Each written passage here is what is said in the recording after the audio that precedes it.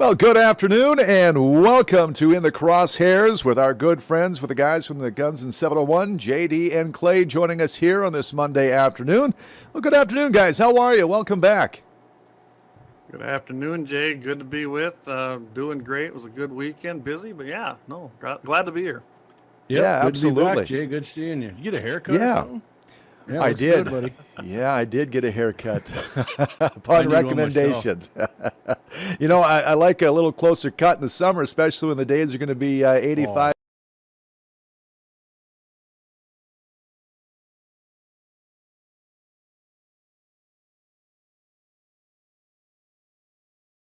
Gentlemen, let's get to it.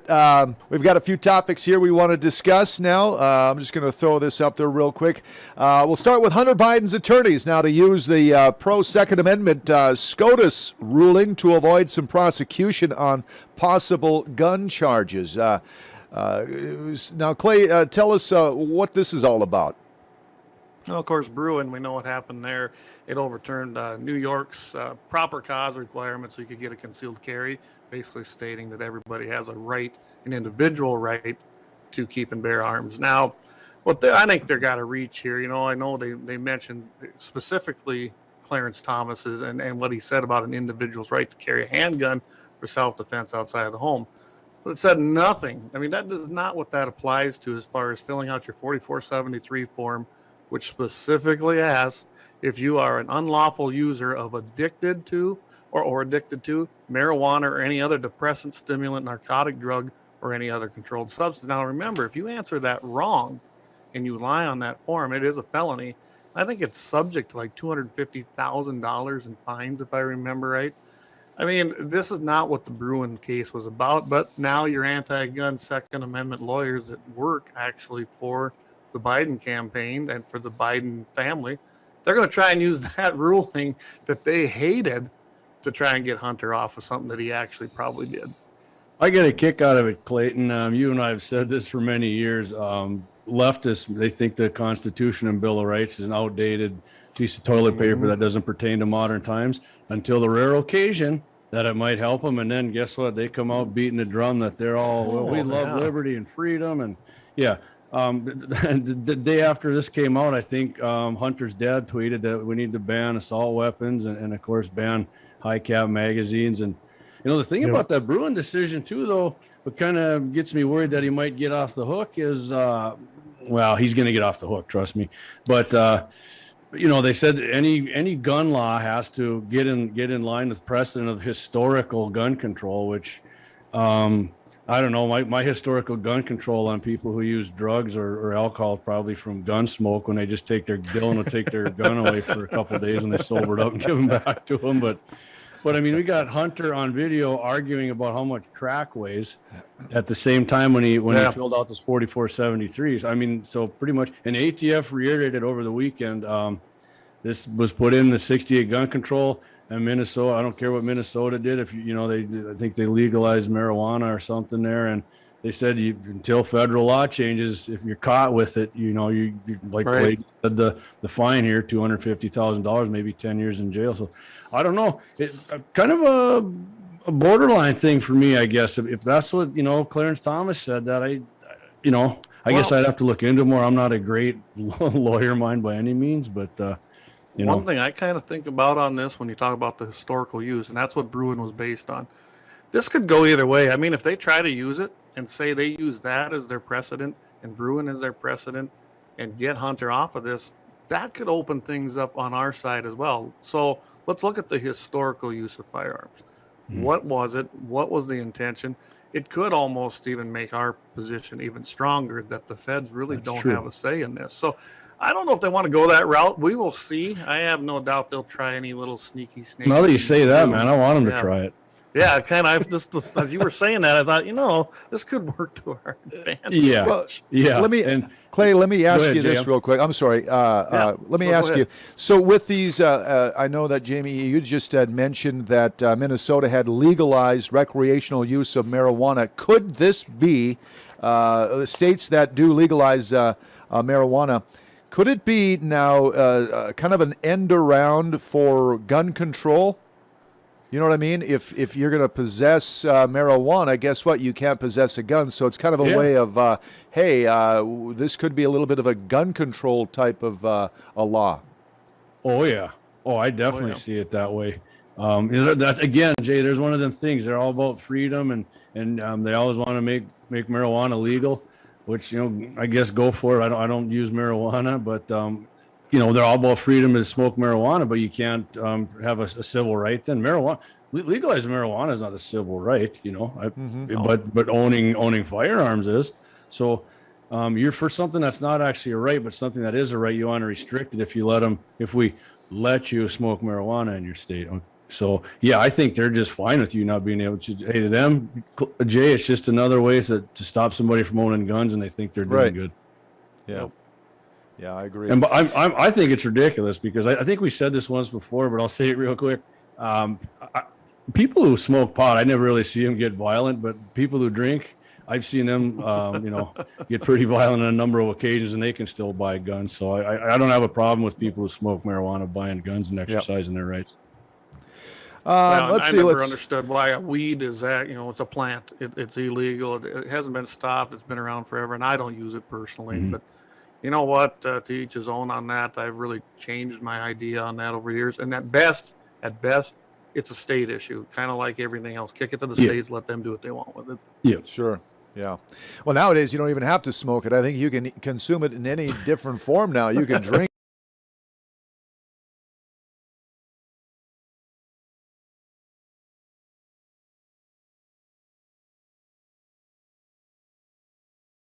Oh my Lord! Wow, that was strong everywhere in there. Yeah, as far as that went, when I was down at the rally down at the Buffalo, Chip and ZZ Top was playing. I think all you had to do was inhale real hard and you could get a buzz. No doubt about it. Well, let's turn our attention to. We're going to skip ahead to the Washington Commanders and the Nationals will be taking part in a gun control campaign during the month of June, which is Gun Violence Awareness Month. Now, JD, what is this all about? Well, our friends there from Giffords and one of the Mike Bloomberg, Shannon Watts, the associated groups here. I always say the Second Amendment prohibition groups because that's really what they are. They got the Commanders, the Nationals will be taking part in this two-way prohibition campaign during June, which is Gun Violence Awareness Month. I sent you another link, Jay, which is, if we get to it, it's kind of the pro-gun side against this, but it is actually called Gun Violence Awareness Month. But the Commanders on website, the organization will wear Orange Day by wearing orange shirts emblazoned with End Gun Violence on the front during their OTA practices. And of course, the Nationals players are going to be, their on-field staff will be wearing orange T-shirts with the word enough on there. As if people who don't follow these guys are for gun violence. It's ridiculous. And then they got the Mystics. These are all DC teams. The Mystics, I think, is the WNBA team, right? And the Wizards are the basketball team. The Caps are the hockey team. I don't know if the Caps, right? Yep. And DC United, they'll also participate in a two-way prohibition activity by wearing orange shirts and ribbons. Jay, I got a question here. Yeah. What do you think the Wasps would do and all these other teams if Uncle Wayne Lapierre went up and said, "Hey, I want you guys we're going to have a Second Amendment Civil Rights Month. I want you guys all to wear NRA shirts out on the field." How do you think that'd fly? Oh, there'll be hell to pay for sure. Yeah, I mean that's very hypocritical. One organization standing up for your rights and one's taking them away, and these big sports teams fold to them. I hate that. I'm a big football fan. I like basketball too. I'm a Cowboys fan. Jerry Jones got Black Rifle Coffee on board here last year, and boy, they tried to get him to cancel that, and I'll give him credit. He didn't do it. Black Rifle's still a sponsor of the Cowboys, and but he's done some other things to the other side. Me and Clay talked about he was kind of playing it both ways, but I said, I guess if they're going to do one thing, at least he tried to balance it out on the other side. I'd rather they not do anything against my rights, but at least they got on board with an organization that is pro Second Amendment as well. But I don't see any of these Washington D.C. teams doing that. Right. No. So and, play I was just going to say, Clay, just to play devil's advocate, we came off a weekend that had one of the highest rates of gun violence across the country, over 100 shootings or something that happened over the weekend. 42 alone in Chicago. Yeah. So with that being said, is this something that, hey, maybe just bring awareness to it? Is there anything that is bad about this? Well, to me, gun violence, and I hate that term, gun violence. Guns don't create violence. People create violence. So, that narrative has changed over decades. It went from gun control to gun violence. Even the groups started changing that terminology because that sounds, I suppose, more positive. I don't know. Yeah. I don't. If you want to bring awareness, you can bring awareness to anything. We've got one right now. It's National Defensive Gun Use Awareness Month too. You don't hear nothing about that, and I do like that idea too. So we're bringing awareness to when people use them for self-defense. If you look at gun violence and how they calculate those numbers, it comes out that they got the CDC to get completely rid of the defensive use of firearms in their stats, and they're counting 18 plus to 21-year-olds in those stats as kids getting killed. So I don't believe their stats most of the time. And as Jamie pointed out, look at Chicago. 42 alone, some of the toughest, hardest gun. 5 dead. Yeah, 5 dead. That's every weekend hardest Second Amendment prohibition state probably in the country, and they have one of the biggest problems. So, these guys jumping on, I think it's a knee-jerk reaction. I can't believe the WNBA wants to do anything. Their numbers are in the tank anyway, and then they're going to alienate half of their potential people that may even participate and support that organization. So, to me, it's virtual signaling like everything else. The only group I know was the Texas Rangers, a Major League Baseball team. They actually, and I don't know if they still do it, but I know that the field rep down there for the NRA, they were doing an NRA day at their stadium, and they'd sponsor it and actually donate a part of the profits from that day to the NRA Foundation, which encourages safety and Eddie Eagle programs and things like that. So there are groups out there you never hear about, always hear about for some reason, the leftist side of it, and that doesn't surprise me in the mainstream media. It's funny, you kind of made me think of something, Clay. I remember on the NASCAR race, a couple years back, they had we had the Bloomberg and Shannon Watson. Them guys were against us, but they had a NRA sponsored race down there. Yeah, they were going berserk over it, the gun haters. And guess what? The track said they sold more swag at that race than they had at any other previous NASCAR race at that track, because the NRA was sponsors of it. So and well, you know what? We got the Mystics actually honored Shannon Watts during a halftime here. I've seen this in their part of the story.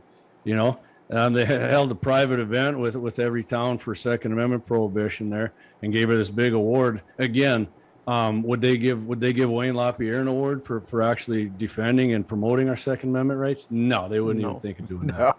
And in all actuality, they're the biggest promoter of gun safety, National Rifle Association, in the United States.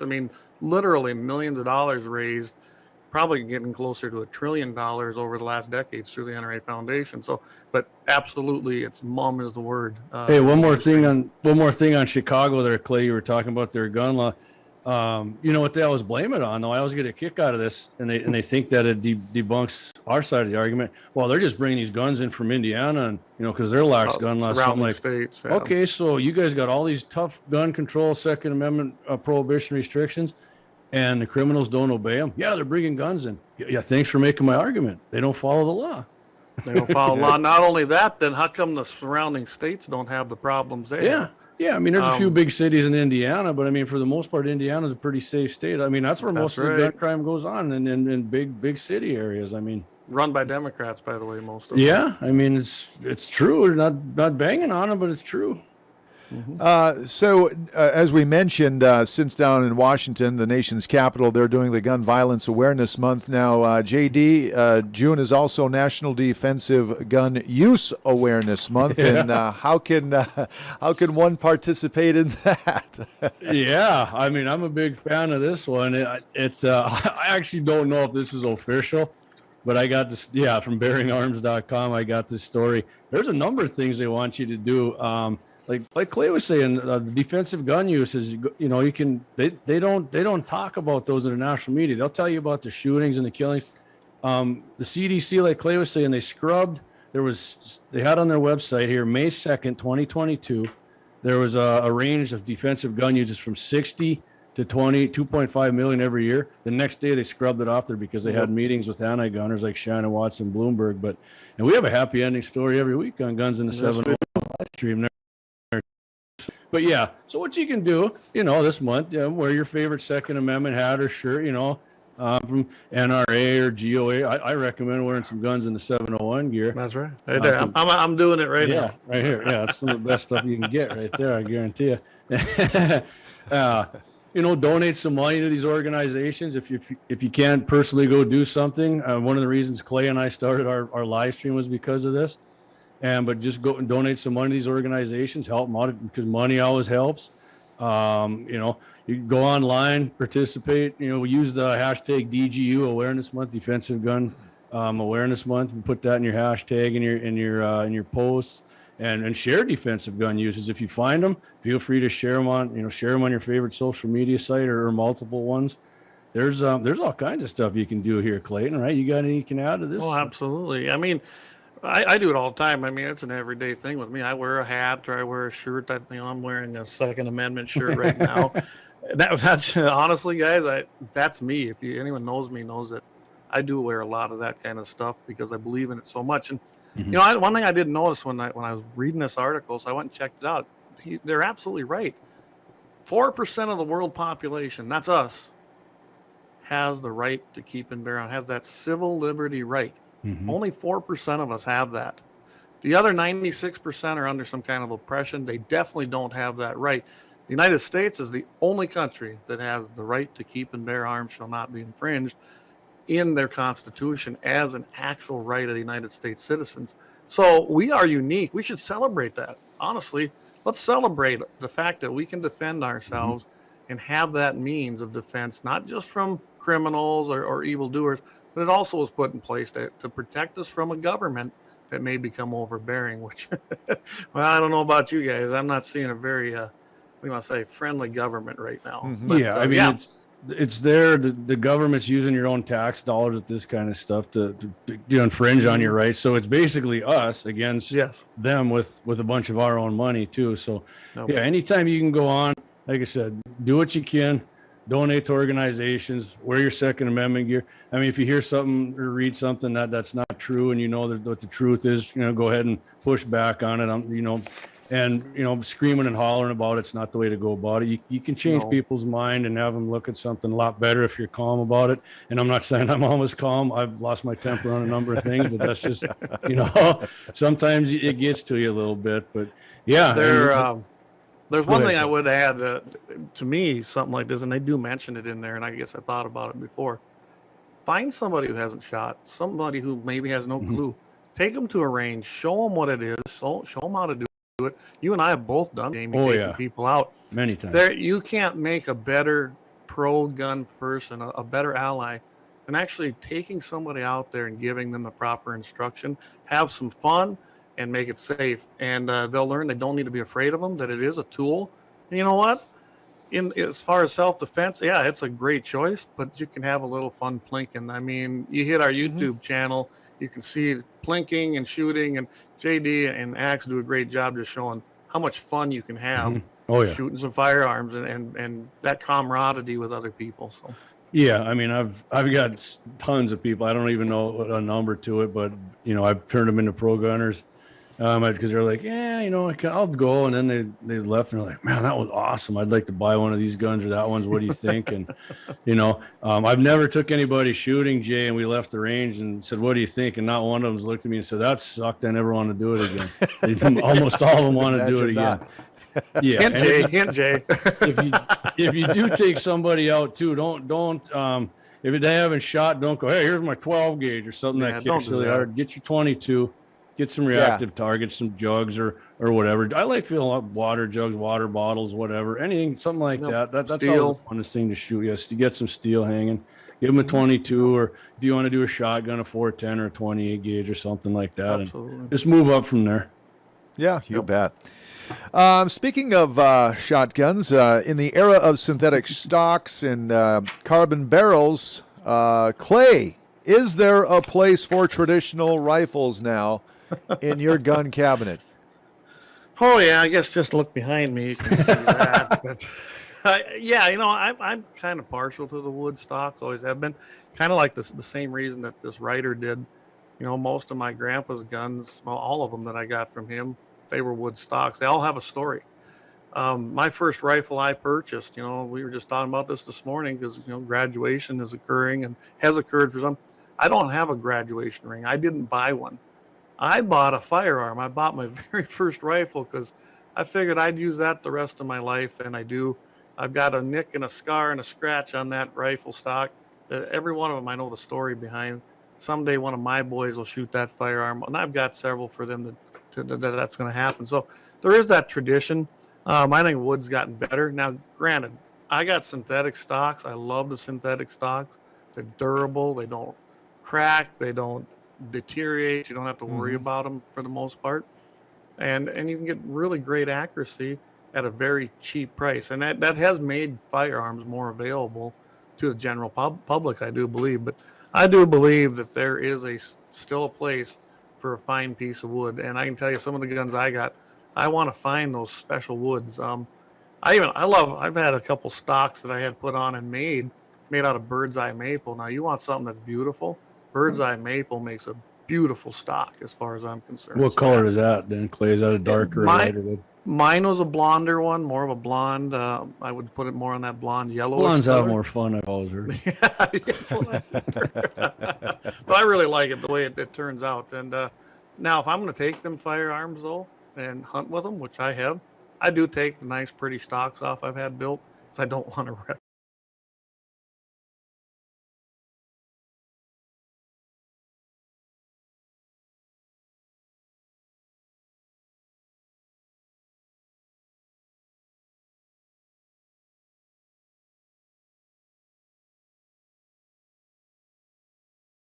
I can look at wood and it looks like some nice wood. I like that. I like the synthetic stocks, but I guess maybe almost more like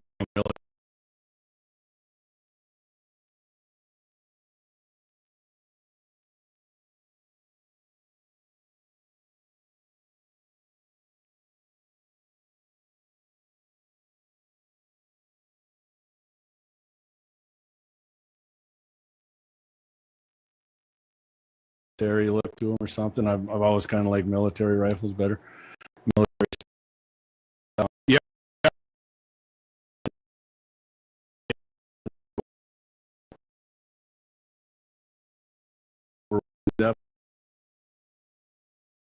And then enough to worry about, and I mean, I go down.